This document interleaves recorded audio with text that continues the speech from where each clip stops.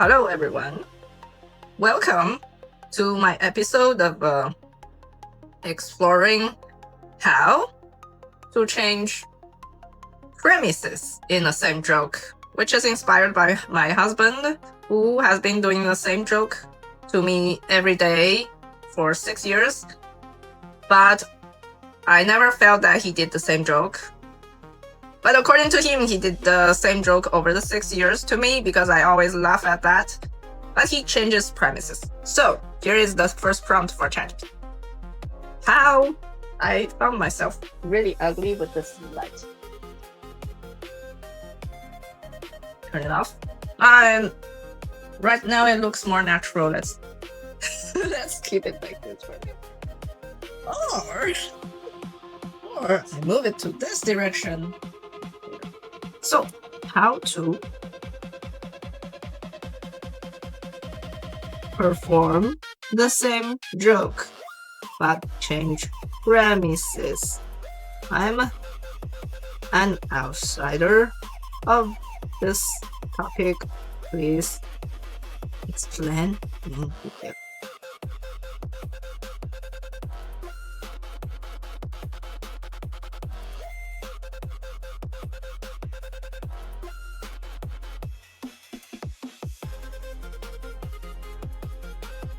Great question. Comics do this all the time. Keep on joking. Keep one joke engine, the mechanism that makes it funny, and swap in a new premise, which is the topic situation. Here is a clear step-by-step guide with examples so you can do it too, even if you're brand new. Premise, what you're talking about. Gym culture, grad school, parenting. Okay, setup. The normal expectation, you point the audience toward turn. Misdirection review. The surprise that flips that expectation. Punchline. The exact wording of that flip. So when you flip, there's a punchline. Punchline is a line. Okay. Sorry, I'm not an English native speaker. Whatever. So right now, you have a flip or turn. The turn is a surprise. And the surprise flips the expectation. And the expectation is set up. Okay, let's do a note. So again, it's language-wise, something like that, one note. Language. Yeah, it's basically a lot of things, they are language problem. If you don't understand the language, you're out. All right, so let's do a joke premise.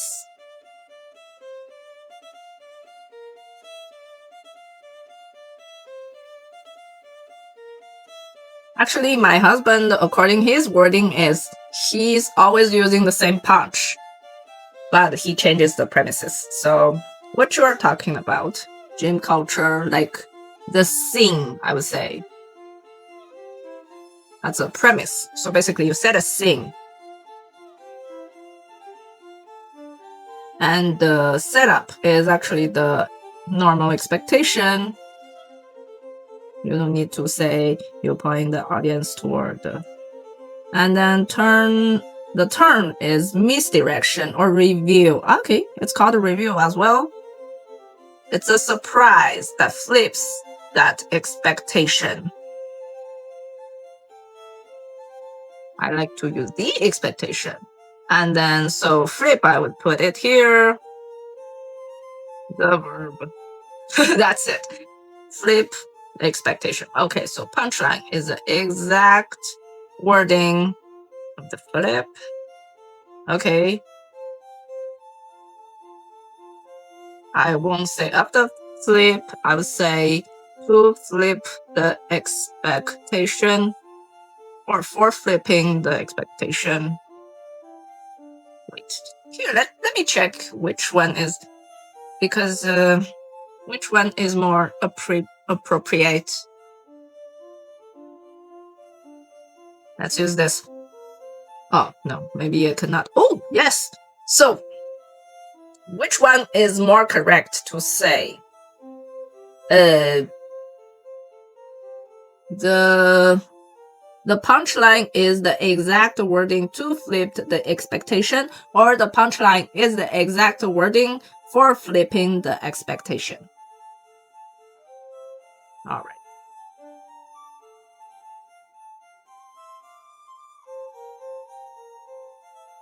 So actually, ChatGPT itself transcribes very, I'm not sure, but it's very accurate. It's very accurate. So, good question. Both are grammatically correct, but they differ slightly in nuance and naturalness to flip, express purpose or function. Punchline is exactly for something, for flipping focuses on the process or acts. In comedy writing, the first version is preferred because it emphasizes the intent and timing. Okay, so both are correct. That's good. Quick extra lines on the same idea. Tags. Okay, I don't understand this. Act out. You perform a character or mini sing. Okay, so I won't say you perform. Basically, it's a character. If the turn is strong, the turn is strong. The review is strong. Turn is expectation, right? Oh no, turn is surprise. Okay.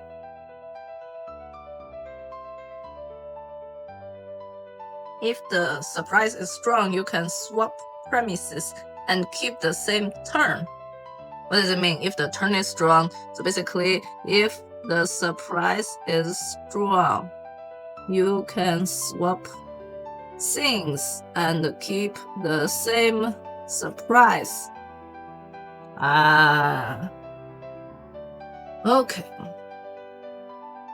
Nice. So, now, what else did you find the joke ending? Okay, what logical move make this joke work? Definition flip. Common endings. You think X means caring. I show it means control. Okay. Scale mismatch. Tiny problem treated like a disaster or vice versa. Oh my god, that makes sense. False equivalence. Treating two unlike things as the same. Yeah. Rule of three escalation. Normal, absurd.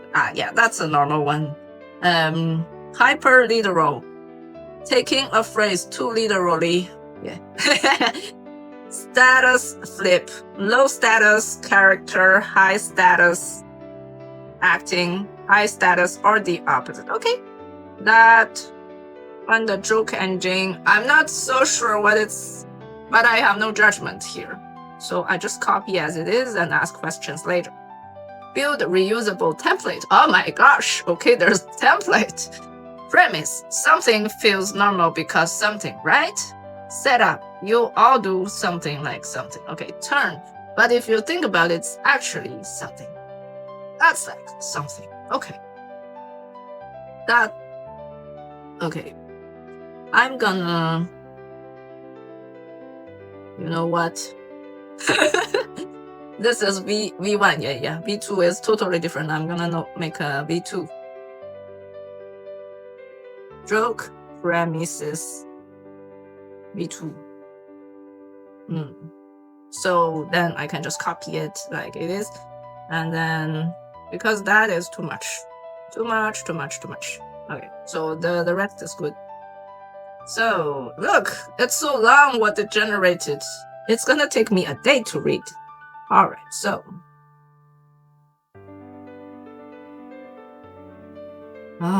Okay. First explanation.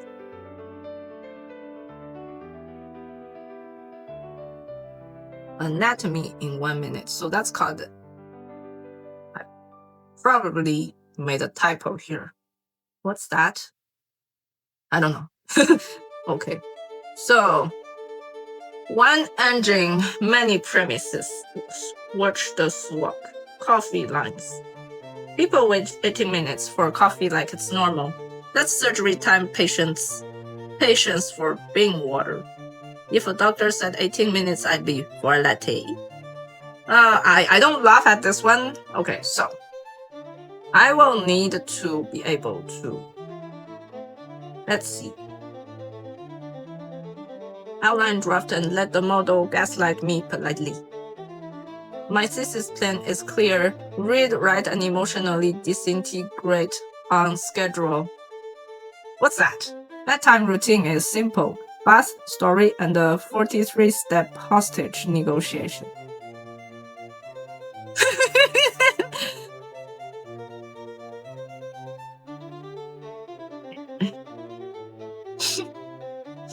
Well, I found this one is so like so relatable for putting my kid asleep. So by the way, I will host another Nerdcast in another channel on my YouTube, and for some reason I kind of regret putting them separate, but also to put them together is chaotic because I'm expecting a little bit different audiences, or a lot different. One is for work, one is for life. And so that's still gonna be called Nerdcast, but it's gonna be called Chaotic Nerdcast. Or Chaotic Psycho Nerdcast, because it's gonna be a lot of parenting psychology and reparenting ourselves. Just a note, I will put the link below. Yeah, so actually another put it here.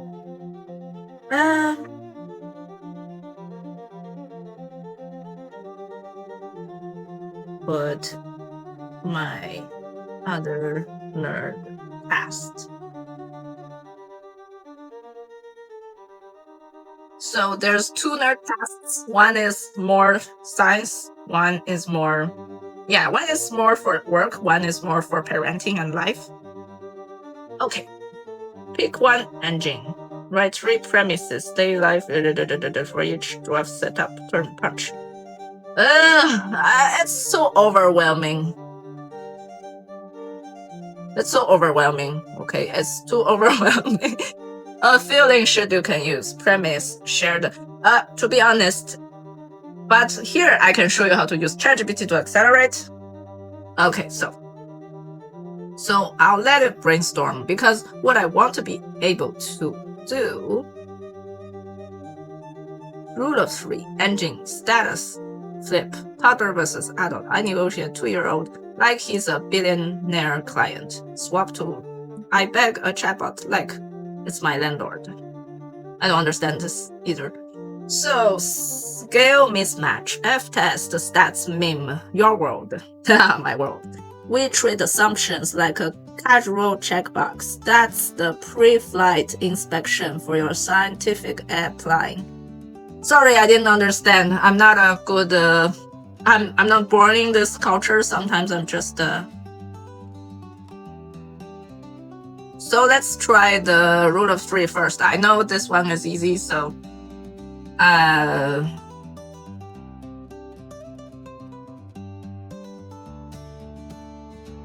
but engine is engine, but premise is with what? So the premise, so basically you change the topic and you use the same punchline all the time. I want to try that.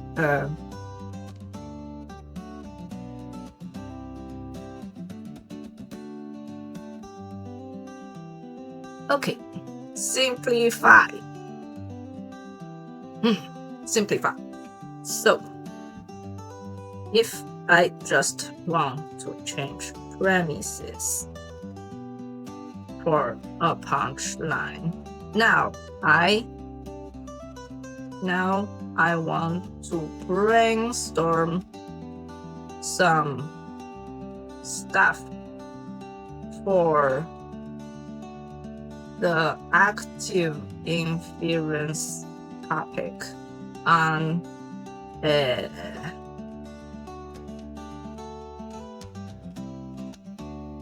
yeah.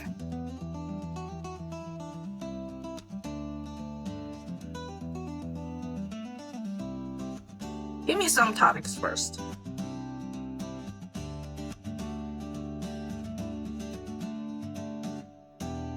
I think right now I'm too excited to think like normally I'm writing. Otherwise I'd already like. Okay, so let's say let's make a goal. The goal would be finish this talk. Let's make it crazy in 10 minutes. All right. So within this 10 minutes, I will have what I have to write. So basically, I will start with the 2 stories. One is kid with toys. The other one is the joke one, joke versus joke premise, joke structures, premise plus a punchline. Okay, then we're gonna.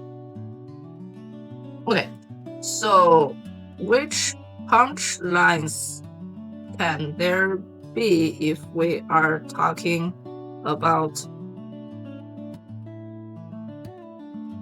toddlers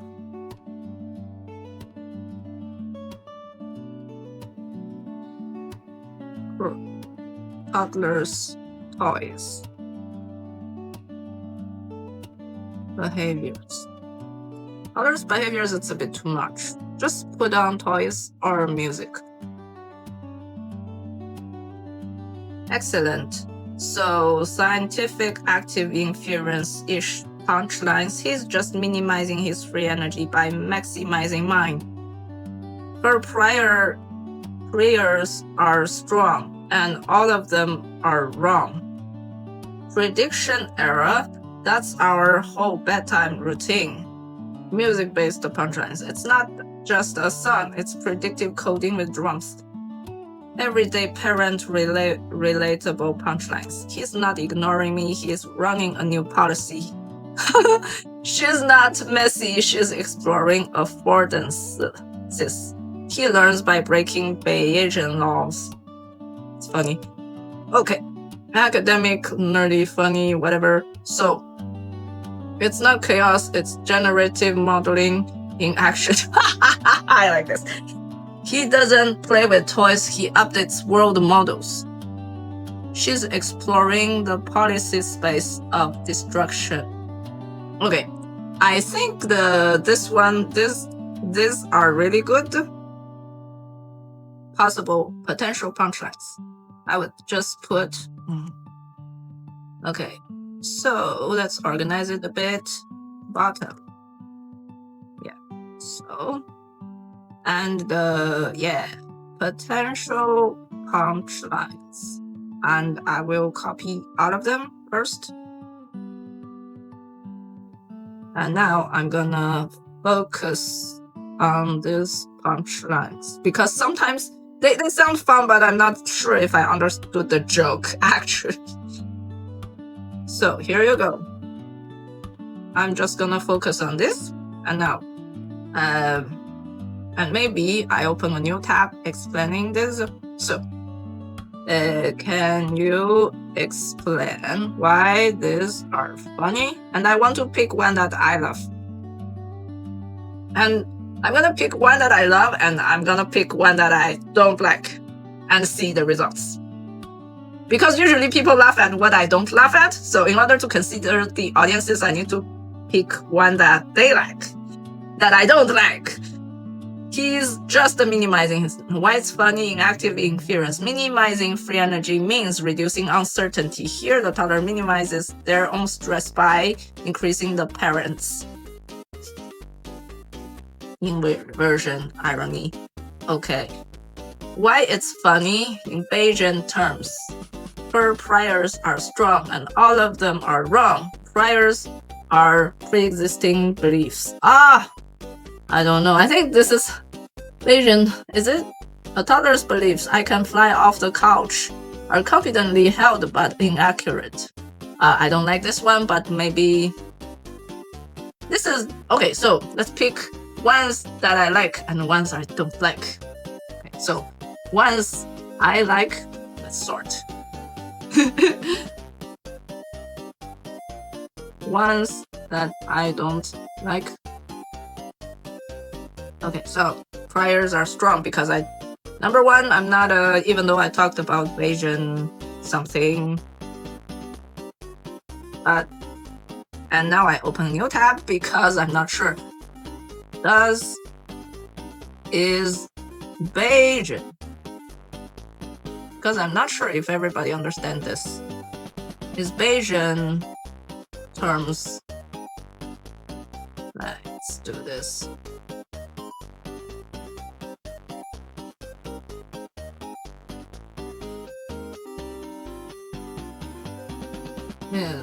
Well known by people in active inference conference? Maybe not. Yes, absolutely. The term priors is very well known and used constantly. That's why core to the free energy framework. Priors are the brain's pre-existing beliefs or expectations about hidden states of the world. Posteriors are those priors updated. Oh my gosh. Bayesian brain hypothesis. Active inferences built on that. The idea that the brain minimizes surprise by, okay, so that's the hypothesis. Okay.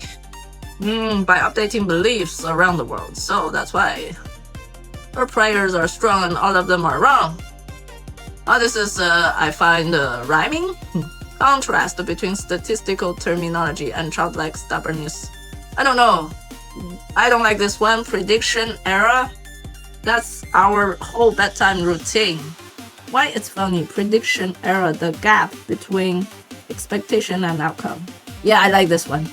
So prediction error is what I like. Humor mechanism, self-referential exaggeration, rebranding, daily frustration as neuroscience concept. The gap between expectation and outcome. Parents expecting bedtime to become, it never is.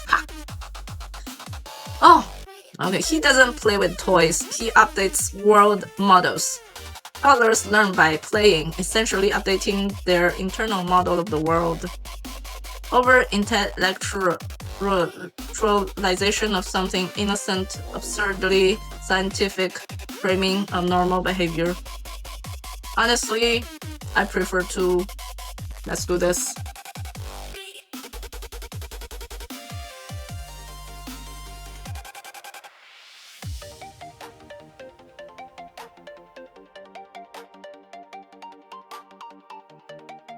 Okay, so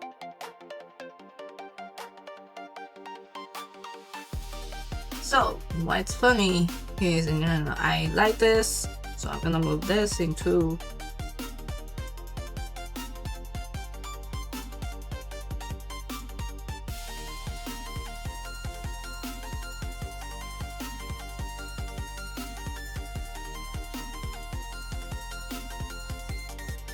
Okay.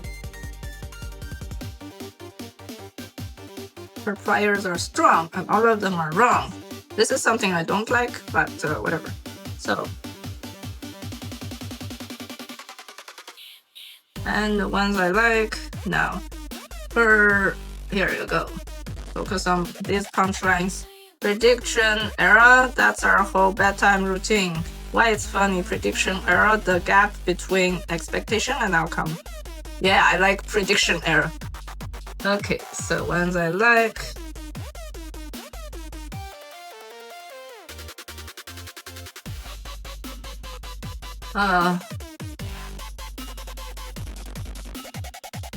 He doesn't play with toys, he updates world models. Why it's funny? Toddlers learn by playing, essential.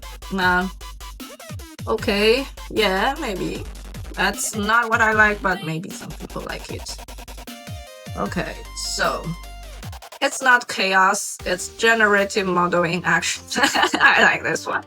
I found that it always gives me one that I like, one that I don't like. That's so funny. Okay, so next, she's exploring the policy space of destruction. What's funny in active inference policy space is possible actions. Others explore actions like throwing, breaking, or spilling. Oh my god. Scientific understatement, turning toddler mayhem into a formal exploration algorithm. Okay,